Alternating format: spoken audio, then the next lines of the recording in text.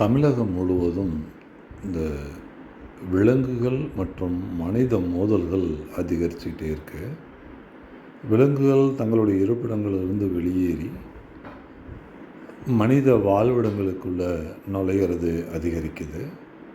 மனிதர்கள் பல சுற்றுலா இடங்களில் எக்ஸ்ப்ளோர் பண்ணுறது, இல்லைன்னா வேறு வகையாக அரசுகளே இந்த மாதிரி எலிஃபண்ட் சஃபாரி இந்த மாதிரியான முறைகளில் வனங்களுக்குள்ள அடிக்கடி பிரவேசிக்கிறது, அதாவது வனத்தினுடைய இயல்பு தன்மையை கெடுக்கிறது. அப்புறமா பெரும் பணம் படைத்தவர்கள் வன நிலங்களை சுற்றுலாவுக்காக பயன்படுத்துவது, பெரிய கட்டுமானங்களை உருவாக்கி அதிக போக்குவரத்தை உற்பத்தி பண்ணி அதனுடைய வாழ்விடங்களை அளிக்கிறது.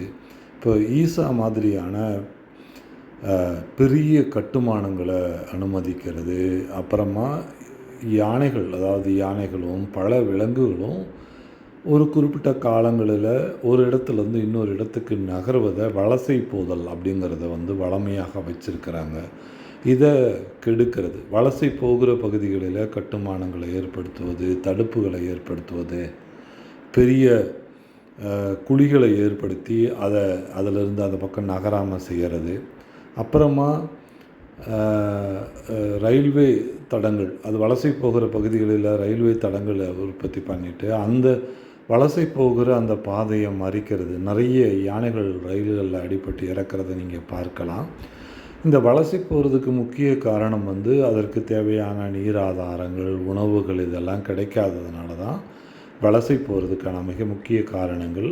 யானைகளோட வலசைகளை நம்ம தடுக்க முடியாது, ஏன்னா அது மிகப்பெரிய உருவம். அதற்கு தேவையான உணவும் நீரும் இருக்கிற பகுதிகளுக்கு அது வளமையாக போயே தீரும். பறவைகள் எப்படி வலசை போகிறதோ அதுபோல் இப்போ பறவைகள் வலசை போகிற இடங்களில் நீர் இல்லாமல் போகிறது. அப்போ அதே மாதிரி அந்த பறவைகள் மனித பயன்படுத்துகிற மாமிச கழிவுகளை கொட்டுற இடங்களுக்கு அந்த பறவைகள் வருவதால் வான் வழி போக்குவரத்துகளுக்கு தொல்லை ஏற்படுவது, அந்த பகுதிகளில் இந்த பறவைகள் பறப்பது, தேவையில்லாத இடங்களில் பறவைகள் இருக்கக்கூடாத இடங்களில் பறவைகள் இருப்பது, இப்படி இந்த மனித விலங்குகள் மோதல்களுக்கு ஒரு பெரிய அளவுக்கான தமிழகம் முழுக்குமான ஒரு நீண்ட ஒரு ஸ்டடியை ஏற்படுத்தணும். நீண்டகால திட்டங்கள், குறுகிய கால திட்டங்கள், உடனடி திட்டங்கள்னு இதை பிரிக்கணும். உடனடி திட்டங்களாக எந்த இடத்துல எல்லாம் மனித இடங்களில் விலங்குகள் உள்நுழைகிறதோ அந்த பகுதிகளில் அது உணவு சங்கிலியை பராமரிக்கிற, இப்போ மான் இருக்குதுன்னா மானை வேட்டையாடி அடுத்த நிலையில் இருக்கிற விலங்குகள் அங்கே வாழும். அதுக்கு அந்த விலங்குகளுக்கு அந்த மானோ இல்லை அது வேட்டையாடக்கூடிய விலங்குகள் இல்லாமல் போவது, இல்லைன்னா இனப்பெருக்கம் குறையிறது, அதற்கு உணவுகள் கிடைக்காம அவை அழிவில் நிலைக்கு போகிறது. அப்போது அது ஒரு சிறுத்தையோ ஒரு புலியோ மனித வாழ்விடங்கள் பகுதிகளுக்குள்ளே நுழைகிறது. இப்போ கரடி இருக்குன்னா கரடிய உணவுகளுக்கு பங்கம் ஏற்படுவது, அல்லது மனித வாழ்விடங்களுக்குள்ளே நுழைகிறது. இந்த உணவு சங்கிலியை காடுகளுக்குள்ளே பராமரிக்க வேண்டிய நிலை இருக்குது. காடுகளுக்கு அருகாமையில் 500 அடி 600 அடி போர்வெல்கள் அமைக்கிறதால காடுகளுக்குள்ளே இருக்கிற நீர்நிலைகள் அழிஞ்சு போயிடுது. அதனாலேயும் நீர் தேடி அது நகரப்பகுதிக்குள்ளே நுழைய வேண்டியதாக இருக்குது.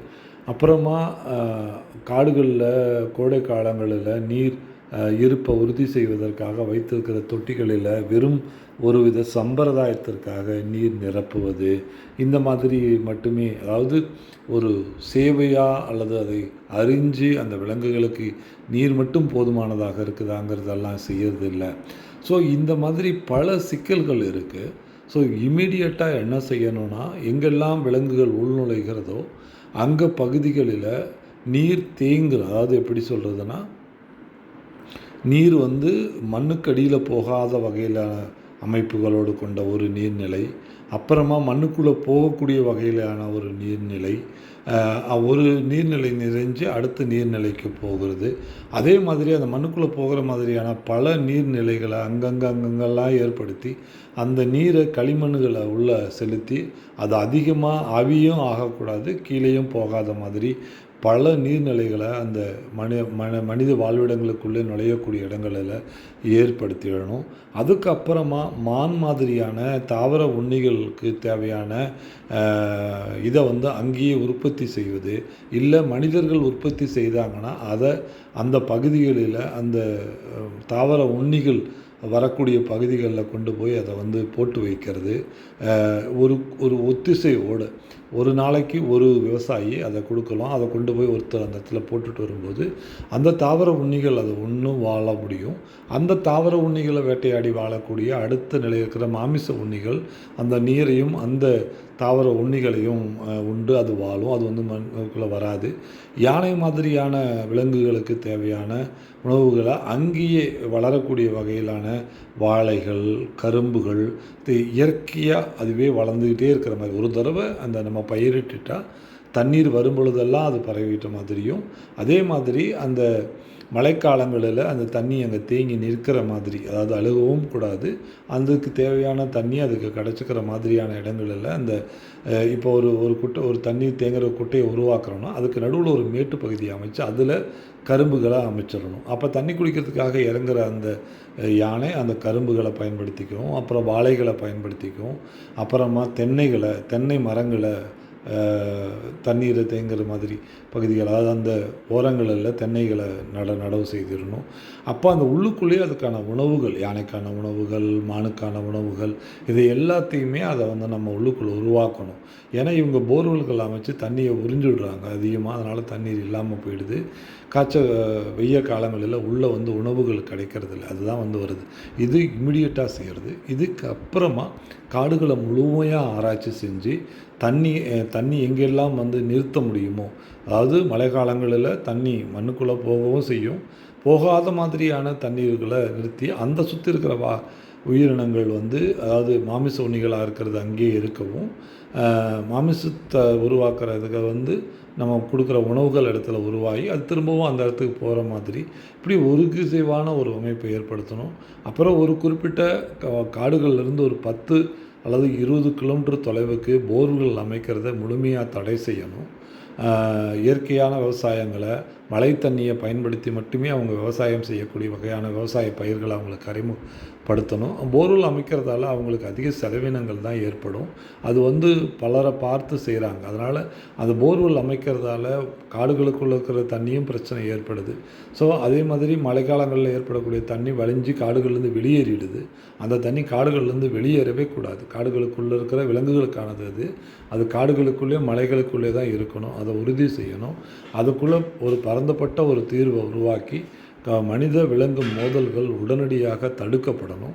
அப்புறமா வேட்டை தடுப்பு காவலர்கள், அப்புறமா நெருப்பு தடுப்பாளர்கள் அப்படின்னு சொல்லிக்கிட்டு காடுகளுக்குள்ளே பலர் பிரவேசித்து நெருப்புகளை உற்பத்தி செய்கிறாங்க.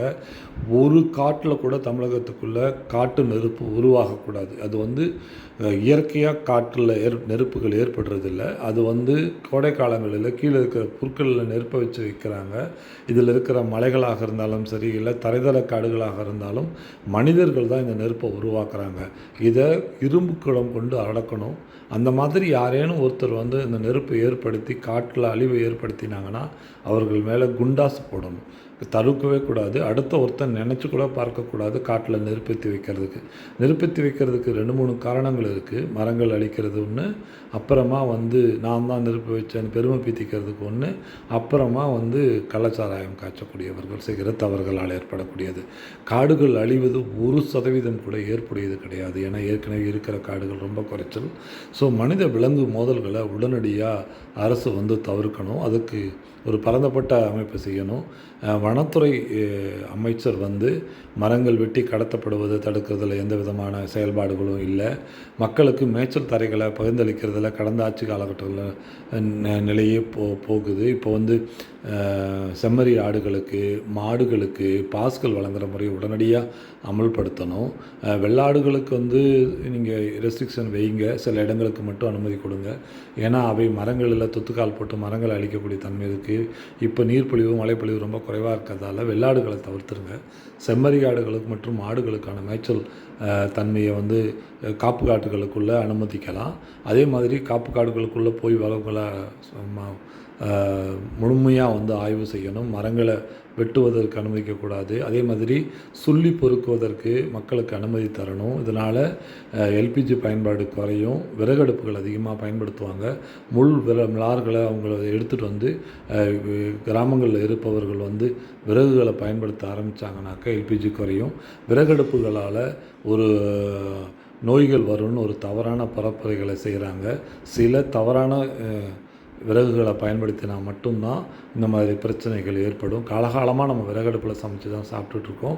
சில விறகுகள் நன்மை தான் செய்யும். இப்போ இந்த வேப்ப விறகுகளை பல விறகுகள், முள் விறகுகளை பரம்புகள் மாதிரி, கருங்காலி மாதிரி, அப்புறமா வந்து இறந்து போன சதுரக்கள்ளிகளுடைய விரைகள்லாம் அப்படியே விளக்குகள் போல எரியும். அவை எந்த விதமான மனித பாதகங்களும் செய்யாதவை.